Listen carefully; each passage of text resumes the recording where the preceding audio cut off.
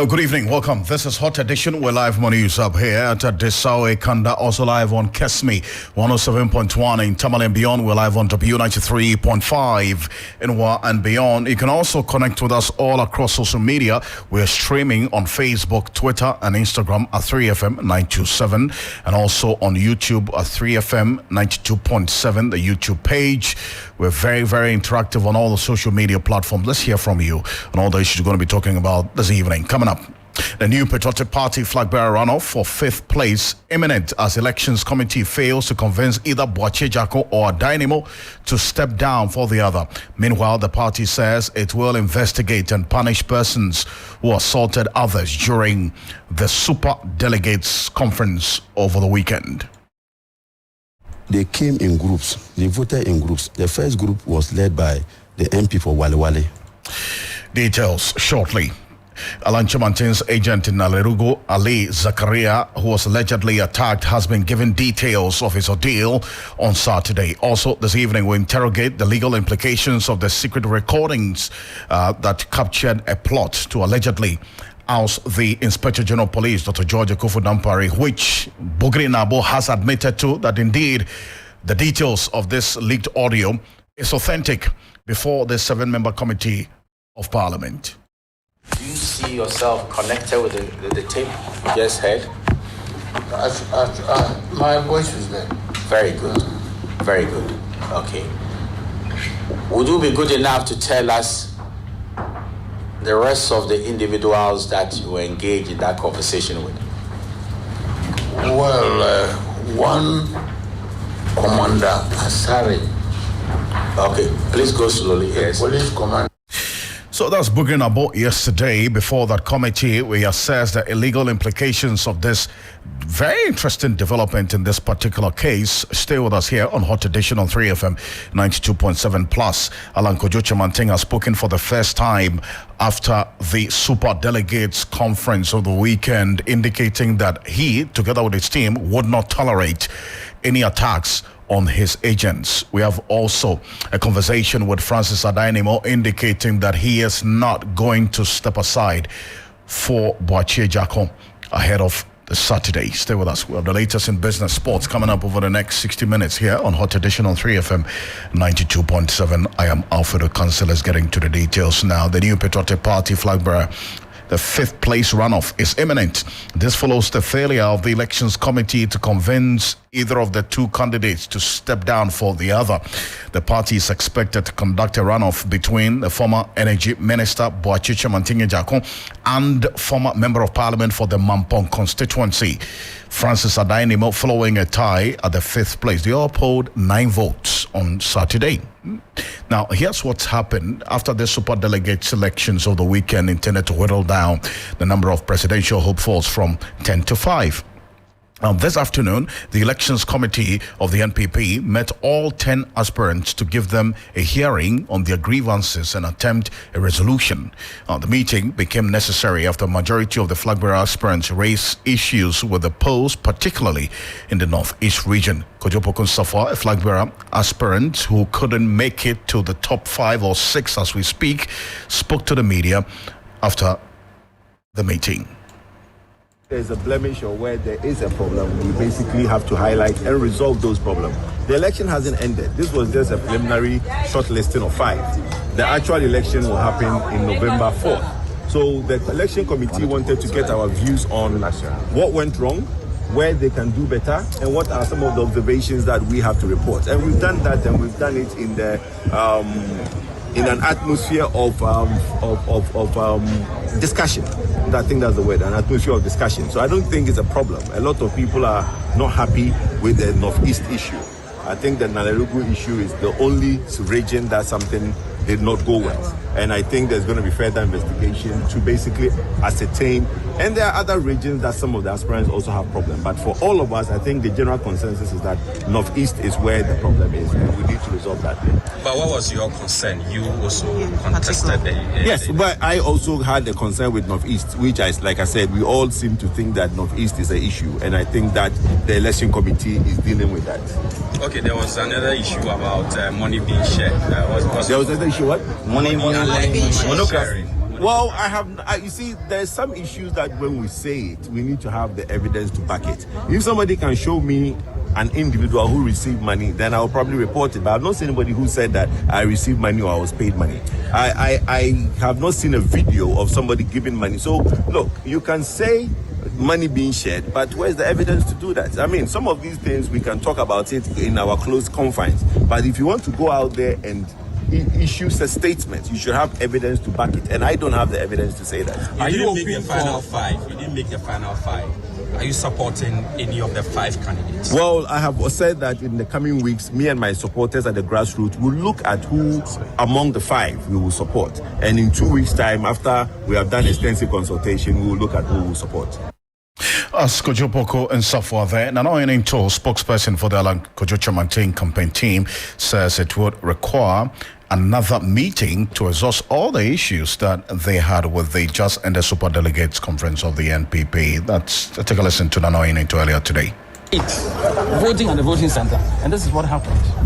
2, the rule was that once anybody showed some printed ballot paper publicly, it was disqualified. Incidentally, all of the 28 ballots in the Northeast region were qualified and added to the final So vote. in summary, this meeting was just for you to bring your evidence of allegations. To bring issues that came up initially. This is an initial discussion, and I did indicate to the committee that at this point it is difficult to be exhaustive because we are still receiving the details of the report from each one of our agents to the region. So possibly later on, once we get further and better particulars, How then we'll overwhelming be able are these evidence coming in, or these process coming in? It doesn't matter whether it is one incident. It doesn't have to be overwhelming. Is it an issue when somebody spills a drop or a teaspoon of blood? Is it an issue? Of course it is. You don't need to have 10 people spilling blood before you understand that there is an issue to be dealt with. It doesn't have to be overwhelming. There are issues out there. And the committee does acknowledge that the reason we're doing this is to get the facts of the ground and work towards them, especially in view of the November 4th delegates election.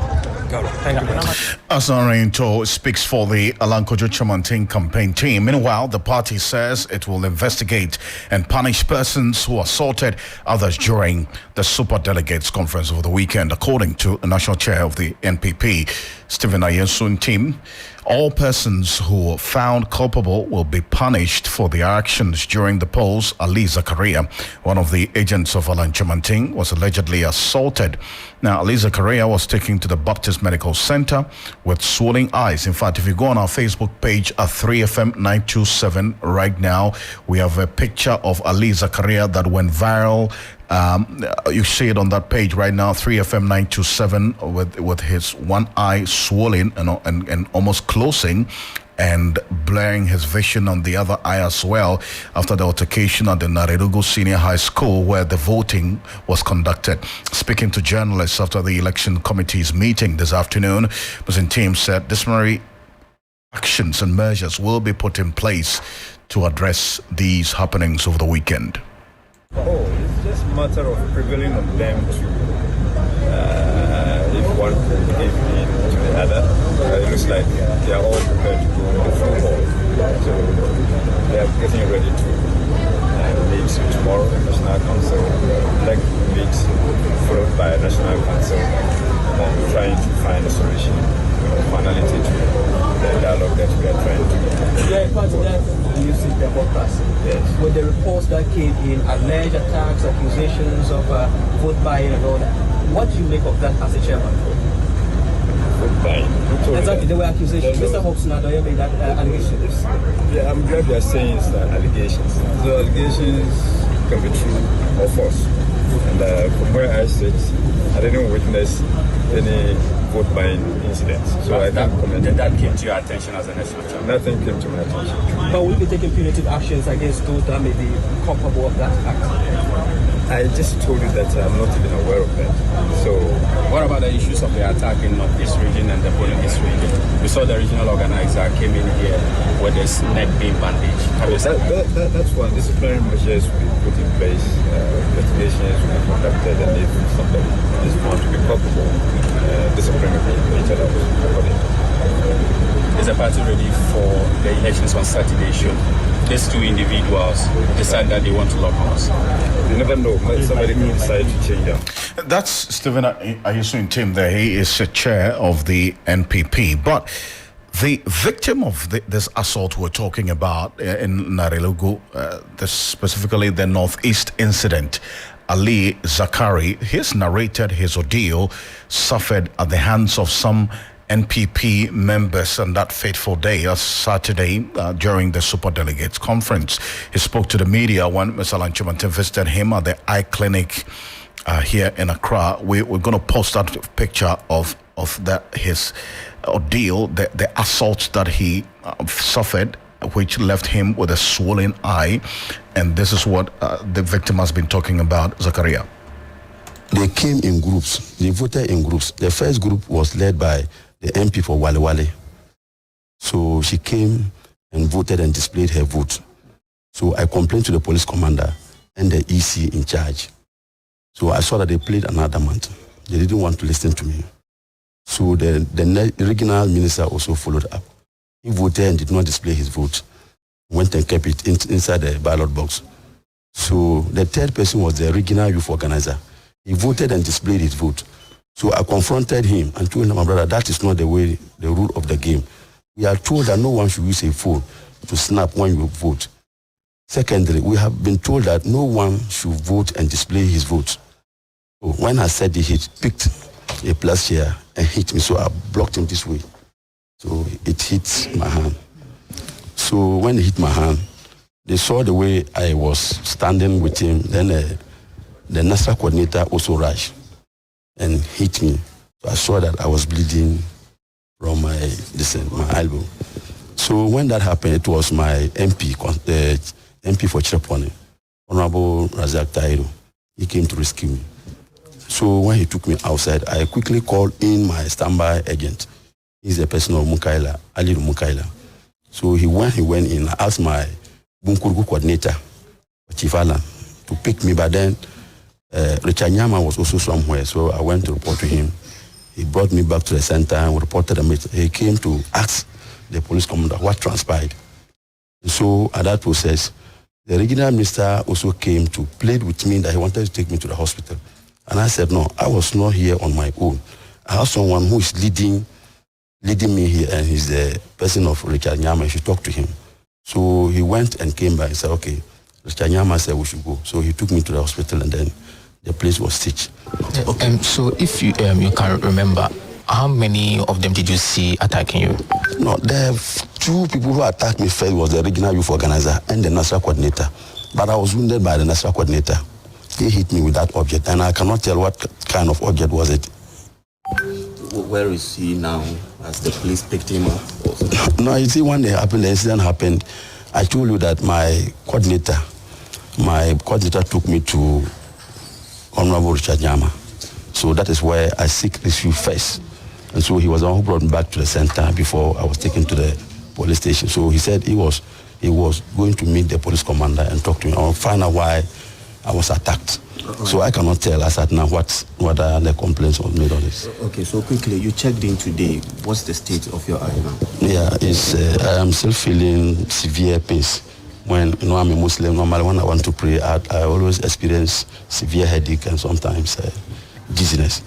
So that's Ali Zakaria. Now, the agent of Alan Chimanting, who was assaulted in the Northeast region. Now, go on our Facebook page right now at 3FM927. We're showing you a picture of Ali Zakaria in that state of the assault, and then also earlier today when he went to the eye clinic for treatment. Now, if you go on our Facebook page right now at 3FM927, we're streaming that video of Ali Zakaria plus that picture that we got quite worrying, to say the least. Now, Alan Chamanting, visibly worried about this particular development, said that for him and his team, they will not tolerate any of such attacks on them going forward. What happened to my colleague on Saturday was an act of total indiscipline and indecent behavior. How do we, as a decent party, going into an election, particularly at the level of superdelegates, superintend such behavior? I mean, look, we all joined the NPP because of our commitment to the values of the party. But what is happening clearly shows that this is not what we bargained for by joining the party. I'm not going to tolerate this kind of behavior. It doesn't make sense.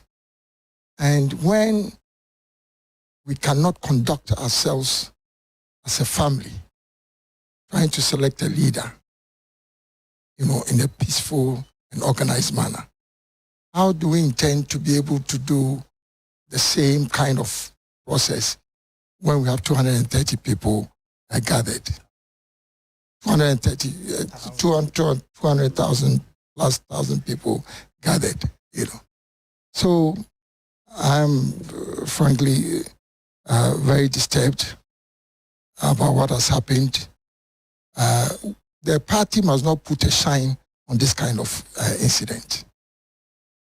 And we'll have to try and understand why this should happen. So in an internal election. Going forward, November is just around the corner, and we will also go ahead with these delegations. And what do you have to say going forward? My brother, my interest now is about the health of my colleague here. Let us focus on that. That is why we are here. And then we'll deal with those things at that time.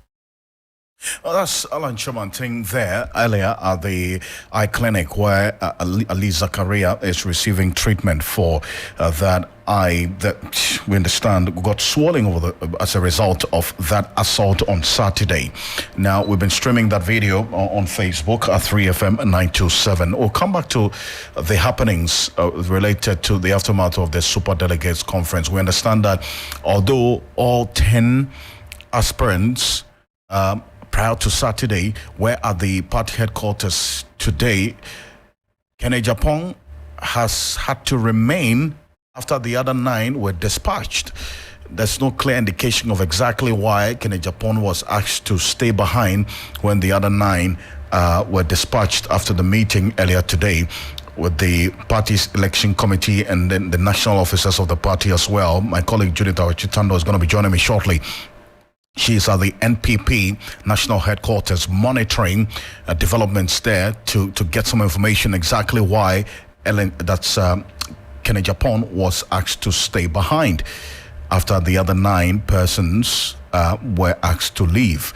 Now we're getting some indication that it is so far as a result of the outburst of the showdown on Saturday, and that he has been meeting the party's election committee on. We'll get that a bit more on this particular development shortly here on Hot Edition on 3FM 92.7. Let's take a listen to this. So the tape you just heard? My voice was there. Very good. Very good. Okay. Would you be good enough to tell us the rest of the individuals that you were engaged in that conversation with? Well, one Commander Asari. Okay, please go slowly. Yes. Police commander. Yes. But I don't know which district or which region or which section he command. But he introduced himself to me when he came to my office. Okay. That he was a police commander. These are the police headquarters. And so I asked him, where does he know me? And he told me that during the time of political campaign, 2014, 2015, 2016, I used to come to work with the president, the vice president, and the Alaji shop. And I know that if he says so, this is true. Okay. Who is the other individual apart from Commissioner Sari that was on tape? Apart from Commander Asari, there was one man also later joined, called Commander COP Mensah. Okay. That he's on leave now. prior to his retirement. Yeah, he was also part of it. Yes. So you were only 3? Then later, when the meeting were going on, I didn't see the person. It was on phone. One JP, who is also a police superintendent at the police headquarters. But I haven't seen him. He talked to me on phone, and I listened to him on phone. Okay. So, where is the location of your office where this the taping took place? My office at Osu. Osu. Get direct word on phone. One JP, who is also a police superintendent at the police headquarters. But I haven't seen him. He talked to me on phone, and I listened to him on phone. Okay.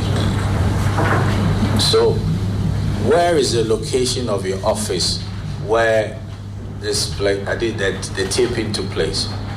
My office at Osu. Osu. Get direct opposite Osu police station.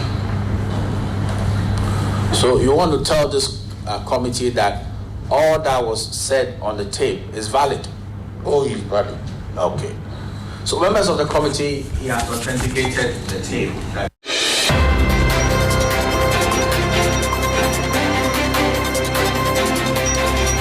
That's Bugri Nabo there, the former Northern Regional Chair of the NPP, admitting to secretly recording some persons whom he has actually revealed the identities now of the other 2 voices on this leaked audio, who were allegedly plotting the ousting of the IGP, Dr. George Akufu-Dampare. Now, a lot has been said about the tape, but what are the legal implications of such a secret recording and the fact that now we do know, based on Bugri Nabo's own admission, that indeed the details of this particular tape are authentic, and the fact that this is enough basis for the committee to go ahead with its investigations. And this is actually the first term of reference for this committee when it comes to their work and to authenticate the details of this leaked audio tape. Now, that has been achieved. It's been ticked. That box has been ticked. But beyond that, what next? That's the legal question that a lot of lawyers have been asking. But for the uninitiated, this is the aspect of the leaked audio that talks about George Akufu-Dampare, the current IGP, not being a lawyer and being promoted by the NDC and so on and so forth, which is a matter of interest for the committee. It was NDC that was promoting him day in, day out. When Massa was assistant superintendent of police, he was a sergeant. You are what? Sergeant. Sergeant. I told her that he didn't believe. Sergeant. Then NDC brought you this far. Now, what he's bragging about is the fact that he will be IGP to 2030. Because your mama has promised him if he should win, may God forbid him. If he should win, he will maintain him as a and hear him. And who was there to hear this? Oh, it is true. Wait, a meeting was held, of which he was a party to that meeting. And where he was in this NDC meeting headed by your mama. So this is an aspect of the leaked audio. It's about over 30 minutes long, which was played in full before the committee. This leaked audio tape, which is a subject of investigation, which involves the former Northern Regional Chair of the NPP, Bugri Nabo, who was admitted, indeed, confirming that the details of this leaked audio is authentic and that the committee can dwell on it, go into the details to check exactly the persons on it. And what we do know now is that those 2 names of the other voices that were confirmed as being the voices on the said tape, as mentioned by Bugri Nabu, are also expected to appear before the committee on Wednesday, that's on Thursday, to also answer to the admissions by Bugri Nabu that indeed their voices are the ones on the tape, and they sought the audience of Bugri Nabu to do their bidding for them, as it were, indicated. But the director of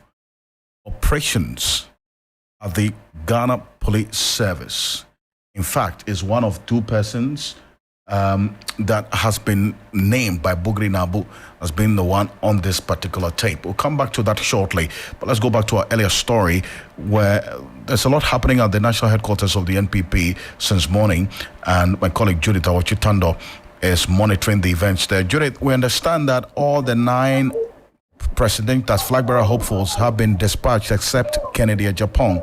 Why is he the one who's been left behind?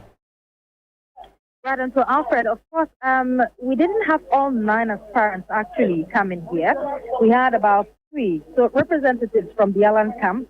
We have a representative from the Fiakoto camp as well, representing them here. But for Kojo Poku, he came by himself, and of course, they have left earlier, along with the national chairman who gave his words as well. But basically, Kennedy Japan, who is a flag bearer aspirant, has been kept for a very long time, and he just literally left the MPP headquarters.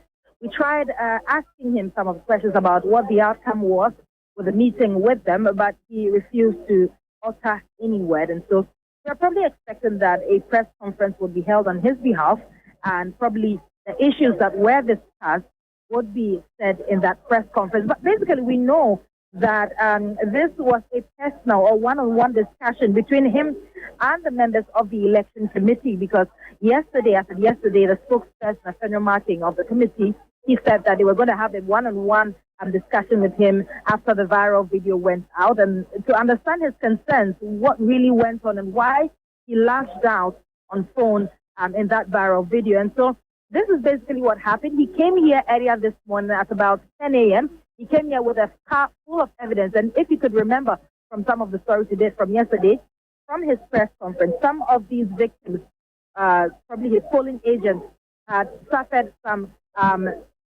severe injuries. One of them was wearing a neck support, and he came along with Kennedy Japan. In fact, he came with a full car of evidence, including that man with the neck support. And so we're told that, of course, there were videos playing up there in that meeting where some of the evidences were displayed, and probably we do not know what the outcome of the meeting was, but we're sure that by tomorrow, in a few days, Kennedy Japan's camp would have a press conference, and they will able to tell us what the outcome of that meeting was and what their next level of action is. So basically, that's what's been happening here at the MPP headquarters. Alfred. Well, yesterday, they gave indication of why, in their view, Kennedy Japan was talking about the showdown, and that right. it was just to say that it was going to give them the run for their money on November 4.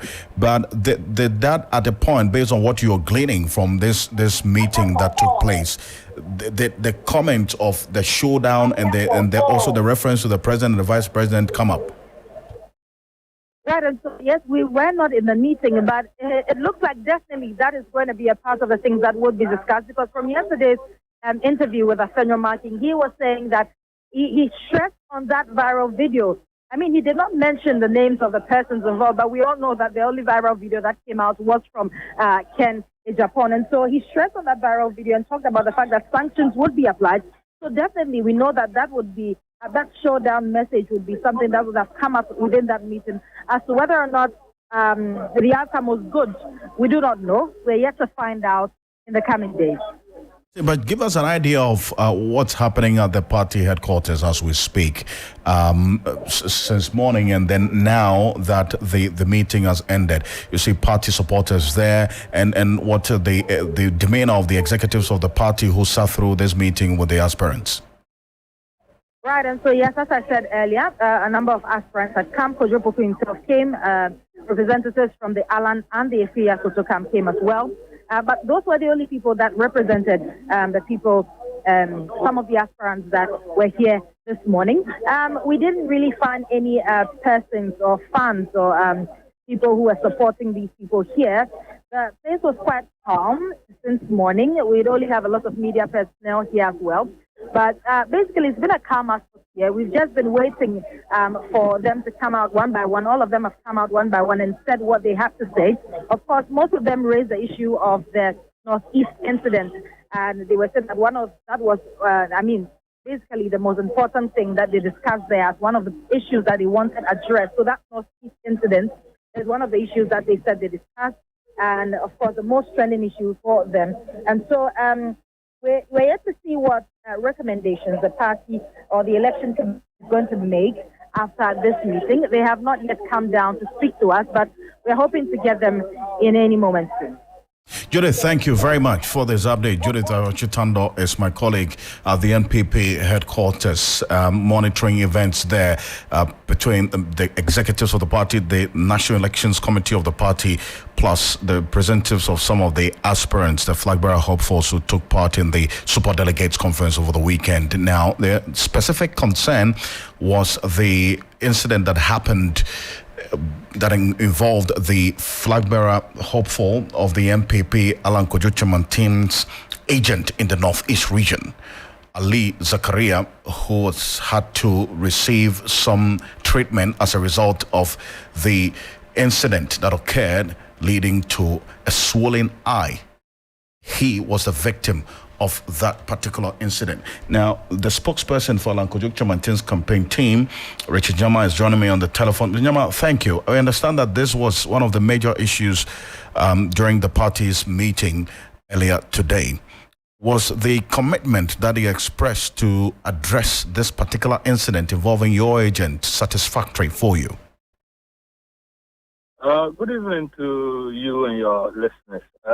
Unfortunately, I wasn't part of the meeting at the party head office, and I'm yet to be fully briefed on that, so I'm unable to comment on that aspect of it because I was busy actually attending to Zachariah's medical needs, arranging with the specialist doctor to examine him and give him the needed treatment. So I'm unable to speak to that. Fair point. But you were there because we heard Zachariah mentioning your name, that you were there in the Northeast region observing events. So you were close to the action. What happened? What's the extent of the injury we're talking about? Because we've just seen pictures. Yes. So it was very ghastly, I have to say. Because, there was a burst on the top part of the eye, the upper part of the eye, in two places. So they had to stitch it. And that's what the emergency medical care we had for him in Nalerigo Hospital. And then when that was done, the eye was shut completely, very swollen, like you saw in the picture. As you and I are speaking, I'm sure your colleague who came to the hospital would show you. That eye is, so he was on admission at the Tamale. There's a specialist clinic in Tamale that we took him in for treatment. And he was on admission Saturday, Sunday, Monday. They discharged him on Monday. But the eye was so shut as yesterday, considering this, and we were afraid that it could only get worse. So we had him come down to see a specialist doctor about the best eye doctors you have in Accra, Dr. Agawa. So that's where we checked him in today. And they've since looked at it. The doctor says the eye is very bloody. You can see if they open it, it's all blood. The eye is swollen, the eyeball is swollen. The pupil has shifted. So where the pupil is actually shifted now. But the doctor's prayer is that the medications may bring it back to its place. It might not completely come back to where it is, but he's hoping it would. Then the wounds, the bloody wounds, he says he's lucky it's not internal. So the medication would eventually take the bleeding out, and then the back part of it, fortunately, is fine. So he's advised him to not do anything vigorous, put him on medication, and then he will have his review in a couple of weeks to see how the eye is healing. But if at any point in time he's having some the pains, the blindness, obstruction, headaches, and all those things, we have to rush him back to the hospital. See, very, very worrying developments there. But these persons who perpetrated this act, they are identifiable, is it not? Very much so. The youth organizer, regional youth organizer, and the regional national coordinator. These three persons? Two. The two? They are the ones that, yes, the national coordinator, regional national coordinator, and the youth organizer. They are the ones he can remember physically punching him and hitting him with objects. Are you going to push for the prosecution of these two persons since they are identifiable?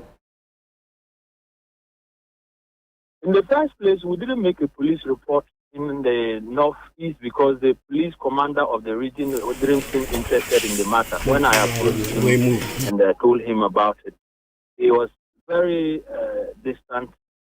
Even when my life was under threat and I asked him for police protection, he told me his focus was on the ballot box. So I realized it was a waste of time making any report to him. So we got out of there. Now the focus is to get the gentleman healed, treated. Then when that is done, whatever action that needs to be taken, we'll take it. But right now the focus is to get him treated. But the party is also talking about taking some action or disciplinary action for that matter in this particular instance. Well, the party, I don't know if they are interested. Why do you say so? The parties have done. If they were very interested, the least they could have done was to send the message of sympathy and condemning the act. We haven't heard anything. You haven't received any message of sympathy from the party? The party hasn't reached out to us, not the Zachariah, not Honorable Alan, and find out what happened. We've seen and heard this. We are sorry it happened that way. When all is said and done, can you come to us? They're not interested. They are busy inviting people that based on what they saw on TV, right? Kennedy was invited based on what they saw on social media or on TV. Austin was invited based on that, right? Are they saying that the Zachariah one they didn't see? So they are selectively doing their justice. That is up to them. Why do you think the party would have, at this point, 48 hours or more, in fact, almost 72 hours after the elections and after this particular incident, haven't even reached out to you? Yes, 4 days after, because today is Tuesday. It happened on Saturday. They haven't reached out to us. If they have, they should give me the evidence. I brought them from Nairobi to Tamale and from Tamale to Accra. Nobody has reached out to me. Nobody has reached out to Alan. Nobody has reached out to our team. There is no public statement condemning this from the MPP. So they may be fine with it. Because if not, I don't know why several days later nobody seems to be bothered. Yeah, because it's happening to Alan's agent. The account to say it's our young Kumu at Chedview. So they couldn't be bothered. So, Alan Chamanting, I just played his voice. He's talking about saying you not tolerating such attacks going forward on any of your agents. What exactly are you going to be doing after this particular incident? Because the party has not even taken action to even reach out to you. What is going to be the next step for you as a campaign team? Our agents, our supporters, Ghanaians, to rest assured that we'll be prepared on November 4th. We will be prepared physically, spiritually, whatever way we will need to be prepared. If the police force refuse to give us protection, we'll protect ourselves on the D-Day. That is all I can say at this point. We will not let it happen to us. Nobody is going to visit violence on Alan for President team anymore. Because we trusted in the system and then we expected the system would take its course.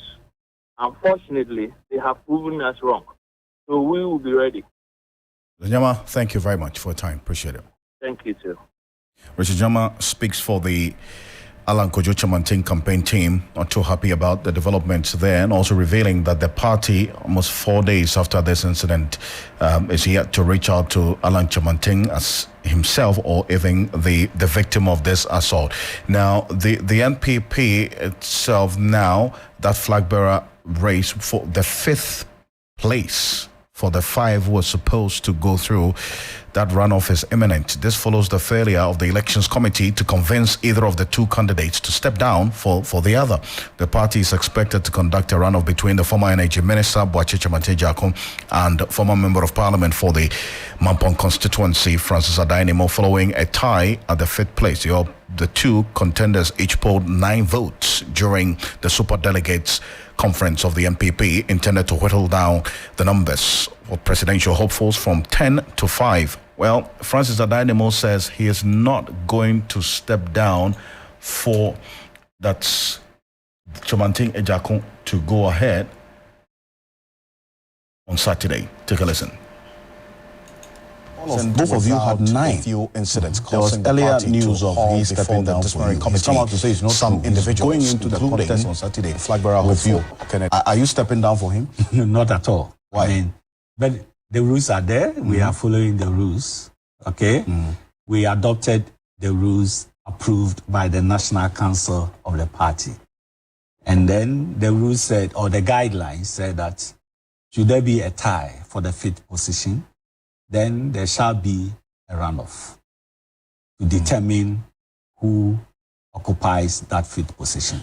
Well, if the lawyers can also give an interpretation that if there is a tie, then one can describe it as 5A, 5B. So the 2 of you would be made to go. Well, so you have 6 people going into November 4th. I am just as a layman. I'm not a lawyer. Okay. I don't sit at the bench. Indeed. But I'm just giving a layman's interpretation. As Francis Adainimo there, but the former education minister in the Eswal NDC administration, Dr. Ekospi Gabra, has backed calls for a review of the free senior high school policy. The call for the review of the education policy comes in the wake of some challenges associated with the implementation. According to him, this is key in making the policy attractive, sustainable, and competitive among other global educational policies. He was speaking at an event to make available to the public the latest edition of the Ghana Directory of Scholarships and Financial Assistance. The truth is that Ghana's educational system over the last 70 years, in fact, Kwame Nkrumah and his cohorts, some of them went overseas to get their education and come back.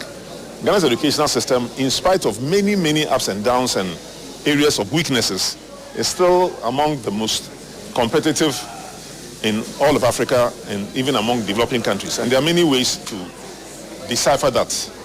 But there are many, many weaknesses, of course, which the government itself has begun to realize, which many authorities have also begun to realize. And that's why you are getting this noise that is now getting to a crescendo about the need to review especially the free senior high school program. See where the money has been going for the last 7 years under the current administration. See what it has done to the other segments that did not get that kind of funding, and what the effect is both on the quality of teaching and quality of learning and the quality of resources that are available.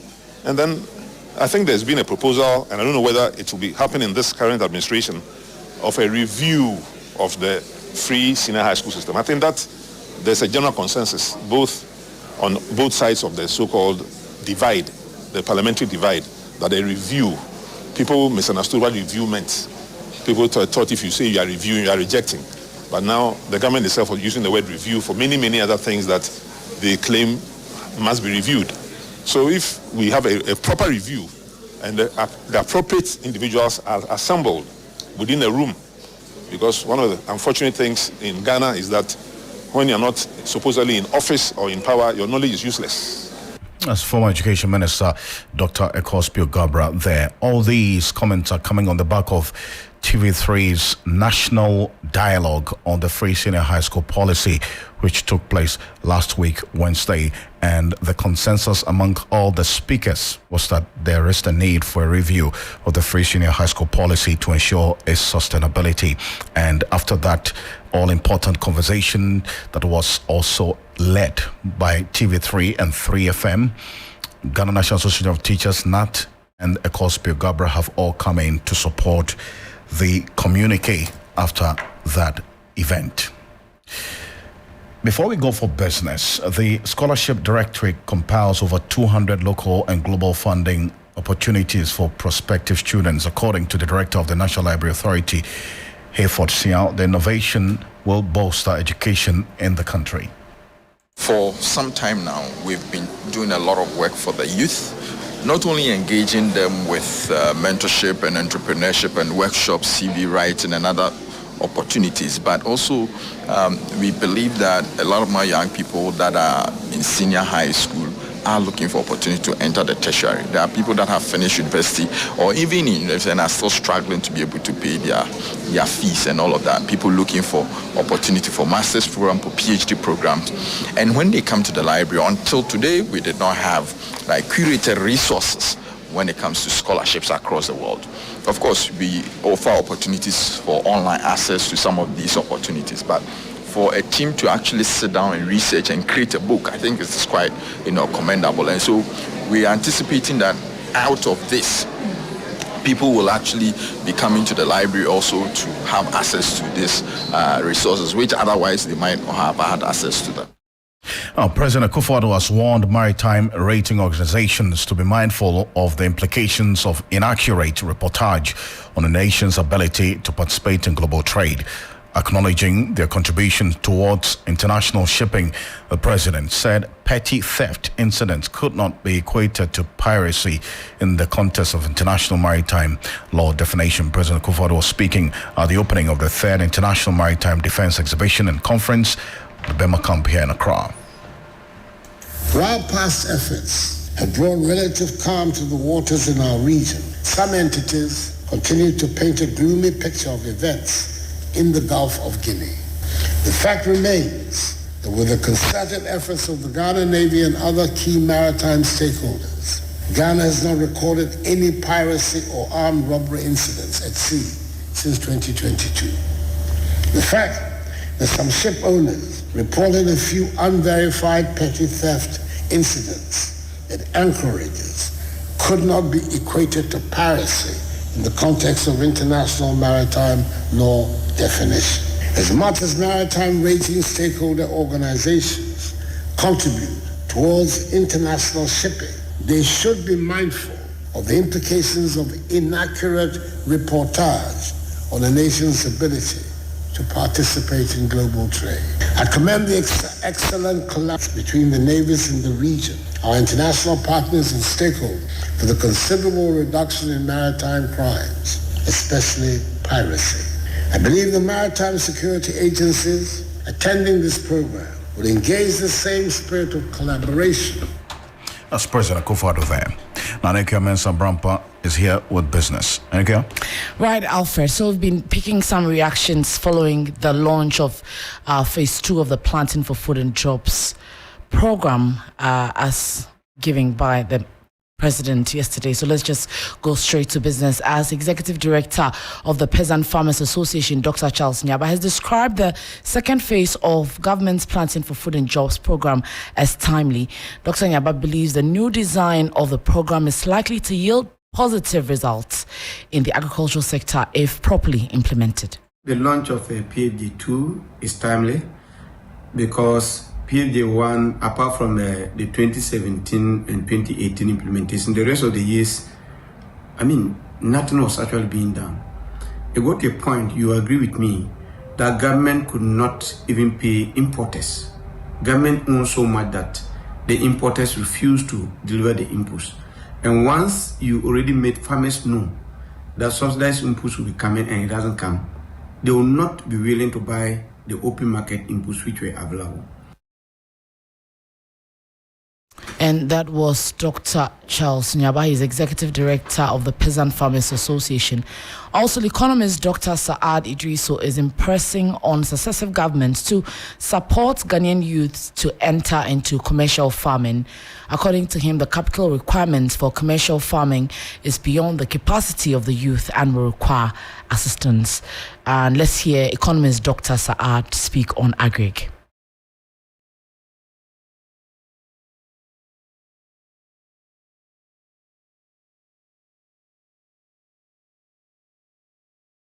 We'll be bringing you that story pretty shortly. Right. I am calling on successive government. Any government that will come in 2025 onwards should be able to take agriculture seriously, so that we'll be able to divert the attention of the youth into agriculture with support. I am saying this because agriculture is expensive in our part of the world in terms of tractor, in terms of fertilizers and other inputs. Government support will be able to help the youth to be able to start their own large-scale farms, so that we will have enough to feed the nation and also think of exporting. Look at what is happening in Nigeria right now. It has led to onions prices increasing in the market, which to me is unfortunate, when we could even cultivate onions on our own in Ghana. And you heard economist Dr. Saad Idrisu speak there. A financial analyst, Patrick Abankwaba, is of a view hoarding of huge sums of money at home has the potential to derail government's efforts towards a cashless society. This trend, he noted, is starving financial institutions of inevitable funds for private sector businesses. People keeping their funds at home, for me, is becoming a worry. And that's where central banks should begin to look at measures to ensure that certain limit of cash are not given to people for them to go and, take the monies at home. There should be a limit for amount of cash that people can withdraw from their account. For whatever purpose of transaction, people should be encouraged to use the channels for transactions. Again, when people are keeping their funds at home, it leads to an issue of cash not being in the system. It affects money supply in the system. People are not going to get access to the cash. And central bank will continuously be pumping cash into the system whilst the cash are not being used for production. And the Ghana Hotels Association has called out the Public Utilities and Regulatory Authority for failing to get the Ghana Water Company Limited to correct anomalies with the classification of its members. According to the association, it had petitioned the authority over the concern, which had left huge utility debts in the books of that is leaving huge utility debts on books of its members. Speaking at a press conference to express their frustration, President of the association, Dr. Edward Akanyamike, while calling for a swift solution to the issue. The new tariffs effective June 1, 2023, commercial water customer category, which category applies to Ghana Hotels Association, has seen a 17% reduction from 30 cedis per cubic meter in the first quarter to 25 cedis per cubic meter, irrespective of the upward increase for other consumer categories. In other words, they are doing us a favor. They've reduced the 30 cedis to 25 cedis. Ladies and gentlemen of the press, very unhappy with this disheartening letter from the PRC. The association petitioned the Ghana Tourism Authority with copies to the sector minister and the Parliamentary Select Committee on Trade, Industry and Tourism to intervene in the matter. The GTA requested a meeting with the PRC mid of July 2023, but that meeting is yet to take place. We are obviously unhappy and expect the President of the Association of Ghana Hotels, Dr. Edward Akanyamike, ending it for business news. When you log on to 3news.com, we have more business updates. My name is Nana Ikuya Mensa Abrampa. Uri Kwampa for standing by with sports. Well, thank you very much, Anikia. We head straight to sports, where Novak Djokovic will replace young rival Carlos Alcaraz as the world number one after a routine straight sets victory against Francis Alexander Muller in Monday night session in New York. Djokovic has been speaking after his latest achievement. Tremendously well off the blocks. Yeah, you're right. Started quite late. Obviously, there was a ceremony between matches, and I knew that it might I might have a late start, but nevertheless, you know, I was excited to go out on the court. It has been a couple of years, and to come in front of you guys is always a pleasure and an honor to play here in R2S. So thanks for coming out. Thanks also for all the people who stayed. Almost 1 a.m. I appreciate your presence also this late, and these children should go to sleep, but adults, you can stay. Thanks a lot. You know, our night sessions at R2S are always something very special. Well, speak of that first set, Juno.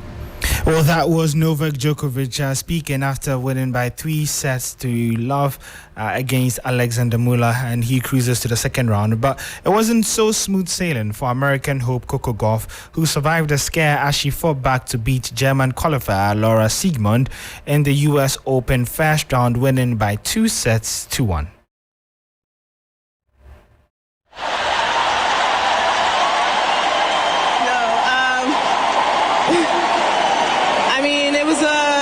Match. I wasn't playing my best tennis. Laura, she's not an easy opponent. She fights to the end, and that's what she did today. And you know, I was able to overcome a lot of adversity, so I'm happy with how I played today, or happy how I managed to get through. Well, that was Coco Gauff there after qualifying to the second round of the competition. We'll continue bringing you updates from the US Open. But before we go, just some football news where former Chelsea midfielder Cesc Fabregas says that Chelsea will be expected to compete in the Premier League by next season. The Blues had a horrendous 2022-2023 campaign, finishing outside the top 10 of the Premier League. I definitely see what they're trying to do. You know, a very young team, dynamic team, strong, powerful, ready to compete for the Premier League in a couple of years. And yeah, I mean, the names they've signed, the players they've signed are top quality. You know, it's now about putting them together, letting them grow, letting them adapt to a new league. Like, for example, Enzo Fernandez, that he already had like half of season last year. He'll grow this year. Caicedo, who's a top player, strong and with quality, having been coached by a great manager like De Zerbi. So, you know, it's also lots of positive in there, and maybe not this year, you never know, but definitely from this year, next year, I think they will be ready to start competing again. Well, that was Cesc Fabregas speaking on Chelsea's ambition and what they can achieve within the next year. And that's how we bring an end to the sports segment here on Hot Edition. My name is Ore Kwampafo. Up next on the bulletin is entertainment with Akofa.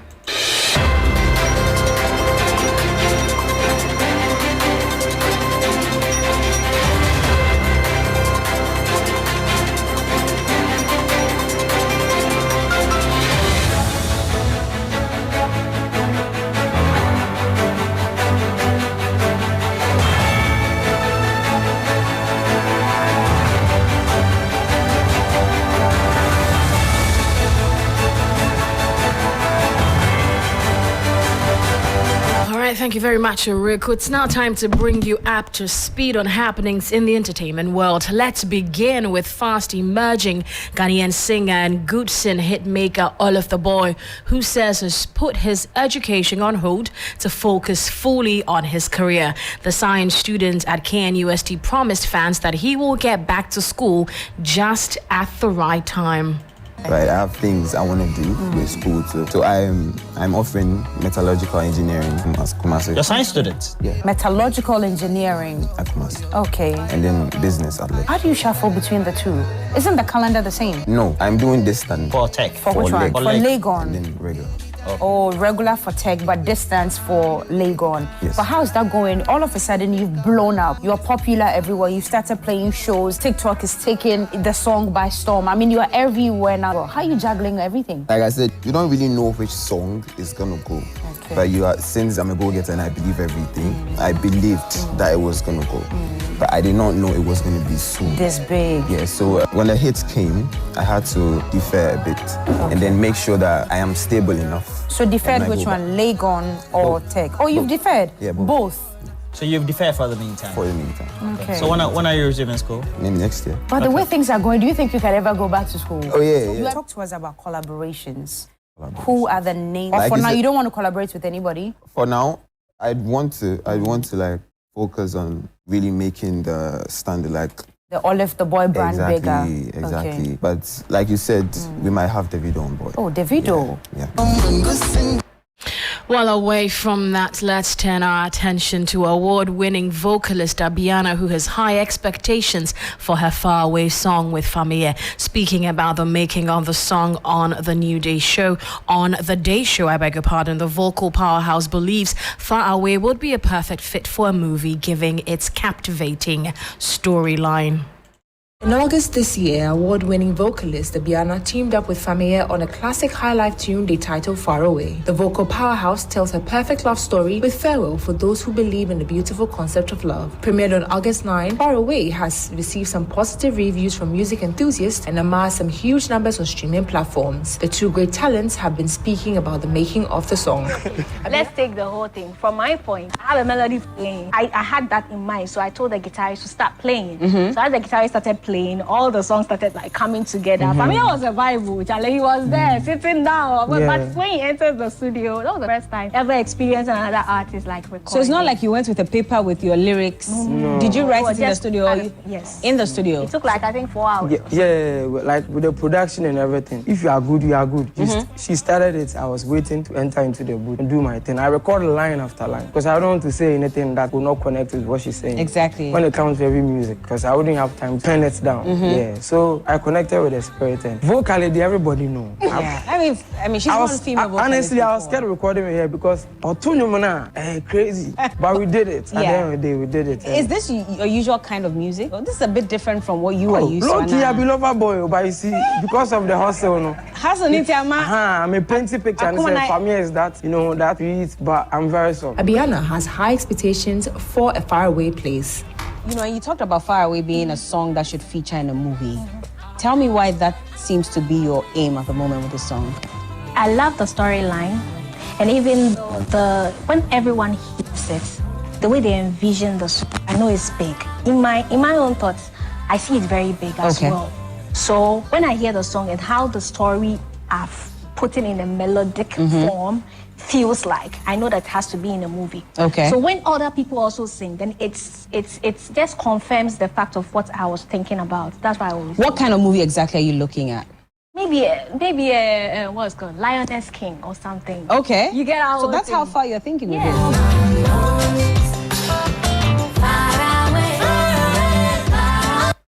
And that's all the entertainment news here on Hot Edition, powered by 3 Entertainment. My name is Zakofa. Thanks for your time and thanks for joining us on Hot Edition as well. For more news, log on to 3news.com. On behalf of Alfred and the entire production team, we say thank you. The TFM Drive team continue with some more.